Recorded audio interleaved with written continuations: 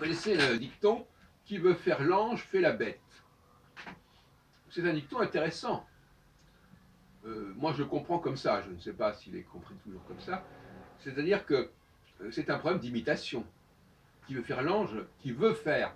Qu'est-ce que c'est quelqu'un qui imite? C'est quelqu'un qui veut faire. Et bon, c'est aussi une forme, on me dit aussi quelqu'un qui va singer. Mais aujourd'hui, j'ai l'impression qu'on ne se moque pas autant de ces imitateurs qu'autrefois. Et on ne met pas en garde suffisamment contre les tentations de l'imitation et du mimétisme. Il y a aussi l'expression qui me paraît assez valable aussi dans ce sens, c'est plus royaliste que le roi. Des gens qui, au fond, prétendent, c'est aussi ce qu'on appelle le zèle des novices. Hein.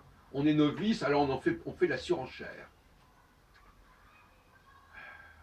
Les immigrés, souvent, je pense même à quelqu'un comme Éric Zemmour, il est plutôt dans ce genre-là.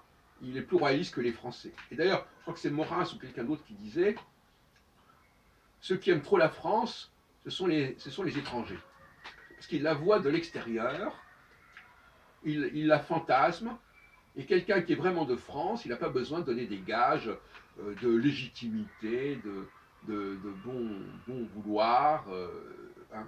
Bon, finalement, méfions-nous, même dans le milieu juif d'ailleurs, de ces gens qui sont dans la surenchère par rapport à la France et qui, à la limite, refoulent l'identité juive quelque part, en disant « faut s'assimiler, etc. » Bon, donc finalement, on a ce problème qui veut faire l'ange fait la bête.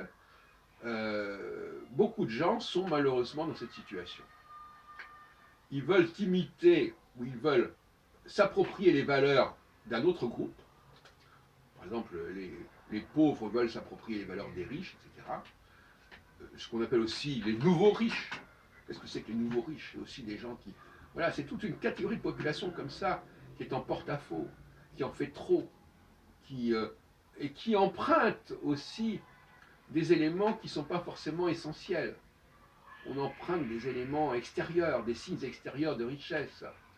On imite, on mimique, et on caricature forcément. On caricature les choses que l'on veut imiter. On les trahit de certaine manière aussi. Et on dit traductor et traditor. Et le traducteur, c'est aussi quelqu'un qui a une situation un petit peu fausse quelque part, hein, d'une manière ou d'une autre, qui prétend baliser ou niveler ou aplanir les différences, et il le fait avec plus ou moins de bonheur. Hein. Parce que aussi cette idée-là, cette idée de « je peux devenir ce que je veux », voilà, hein, le fameux « devenir ». D'ailleurs, l'autre jour, dans un débat politique, on a relevé, quelqu'un a dit oui, c'est bien de vouloir, mais il faut encore pouvoir. Et donc c'est bien de dire je veux ceci, je veux cela, mais est-ce que je peux? Et certaines personnes pensent que du moment qu'ils parlent et qu'ils disent quelque chose, ils transforment la réalité. De même que certaines personnes s'imaginent que parce qu'ils vont nier quelque chose, eh bien cette chose-là disparaît. Si on dit à quelqu'un, est-ce que vous êtes comme ceci? Non, je ne suis pas comme ceci, alors c'est terminé, c'est réglé. Bon. Donc cette espèce de surévaluation du rôle de la parole, du rôle de la déclaration, je veux ceci, je le veux, les vœux pieux, les bonnes paroles, souvent s'en contentent, et ils croient que, de même que par exemple, il suffit de dire à quelqu'un de très intelligent, vous êtes un imbécile, pour en faire un imbécile, ou quelqu'un d'imbécile de lui dire qu'il est intelligent pour en faire quelqu'un d'intelligent. C'est cette espèce de comportement infantile qui accorde une dimension magique en quelque sorte à la parole. Malédiction, bénédiction.